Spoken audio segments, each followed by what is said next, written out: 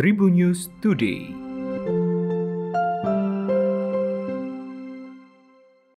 Halo Tribuners, berjumpa kembali bersama Hakim di Tribun News Today. Dan Hakim akan berbagi informasi menarik hari ini, mulai dari informasi nasional, regional, selebritis, dan juga olahraga.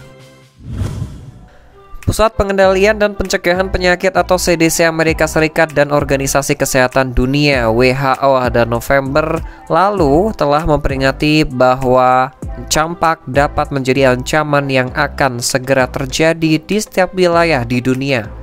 Hal itu dikarenakan ada puluhan juta anak yang belum divaksinasi untuk penyakit tersebut. Laporan tersebut dibuat saat wabah campak di Ohio, Amerika Serikat terus berkembang. Dikutip dari laman Healthline, pada Rabu 7 Desember 2022, setidaknya terdapat 44 anak di Columbus, Ohio telah terinfeksi campak dan 17 diantaranya telah dirawat di rumah sakit. Ini menurut pejabat kesehatan dari Kesehatan Masyarakat Columbus. Wabah tersebut telah meluas ke 17 sekolah dan pusat penitipan anak di wilayah tersebut. Wabah campak kali ini pertama dilaporkan pada 9 November lalu saat 4 kasus dikaitkan dengan fasilitas penitipan anak di Columbus. Layanan Kesehatan Masyarakat Columbus telah meminta bantuan CDC dalam menyelidiki dan mengendalikan wabah tersebut. Informasi kedua, pengamat terorisme yang juga dosen antropologi Universitas Malikus Saleh Al-Haidar menganggap bahwa program deradikalisasi Badan Nasional Penanggulangan Teroris atau BNPT gagal total. Hal itu merespon aksi bom bunuh diri di kantor Polsek Astana Anyar, Kota Bandung, Jawa Barat. Sebab pelaku bernama Agus Sujatno alias Agus Muslim disebut mantan narapidana kasus bom Cijendo, Jawa Barat dan telah dihukum penjara selama 4 tahun di Nusa Kambangan. Haidar menegaskan harusnya BNPT lebih fleksibel dalam menerima ide-ide baru seperti program kontrawacana. Menurutnya, program kontra narasi yang dilakukan BNPT selama ini terbukti tidak efektif dalam mengatasi aksi terorisme. Selain itu, Haidar menyarankan BNPT agar memiliki program humanisasi seperti yang pernah dipraktikkan Datasmen Khusus atau Densus 88 anti teror. Lebih lanjut, Haidar mendorong BNPT agar segera evaluasi proses pembinaan terhadap narapidana teroris.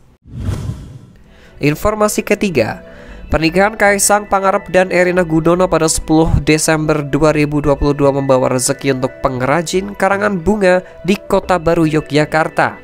Sebab pelaku usaha karangan bunga di wilayah tersebut kebanjiran order dari pejabat dan kolega Presiden Joko Widodo. Pemilik toko bunga Ratnasari yang berlokasi di Jalan Ahmad Jazuli, Kota Baru, Kota Yogyakarta, Yuli Santoso mengungkapkan beberapa pesanan karangan bunga datang dari deretan menteri. Tapi lanjutnya, hal itu bukan barang baru bagi usahanya yang sudah jadi langganan para tokoh di acara-acara penting. Dijelaskannya, pesanan karangan bunga yang dapat berukuran besar atau di atas rata-rata ukuran normal, yaitu 2,5 hingga 2 meter.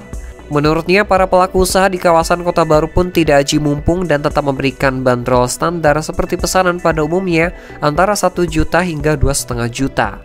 Benar saja, di samping pengiriman karangan bunga ke lokasi akad nikah Royal Amburokmo, Yogyakarta, pihaknya juga melayani pengiriman untuk prosesi di Pura Mangkunegaran, Solo, Jawa Tengah. Menurutnya, pesanan yang masuk sejauh ini kemungkinan masih akan terus bertambah mendekati hari pernikahan nanti. Pemain asing milik PSIS Semarang, Jonathan Cantilana, memberikan sinyal akan segera meninggalkan klub Panser Biru. Hal tersebut ditulis Jonathan melalui akun Instagram miliknya setelah PSIS menang telak atas Madura United.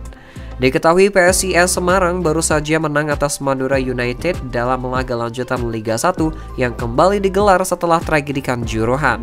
Nama Jonathan Cantilana juga masuk di papan skor setelah pemain asal Palestina tersebut berhasil mengeksekusi tendangan penalti. Meski tampil menawan, Jonathan nampaknya memberi sinyal akan hengkang dari PSIS. Setidaknya ia akan bermain 5 laga lagi untuk PSIS sebelum kembali pada keluarganya.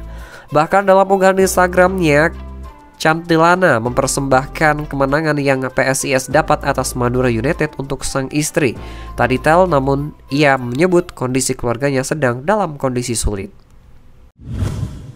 Demikian 4 informasi terupdate hari ini, dan jangan lupa untuk terus mendengarkan berita terkini hanya di Spotify Tribun News Podcast dan juga YouTube tribunnews.com. Saya Hakim pamit, salam sehat untuk semua, sampai jumpa.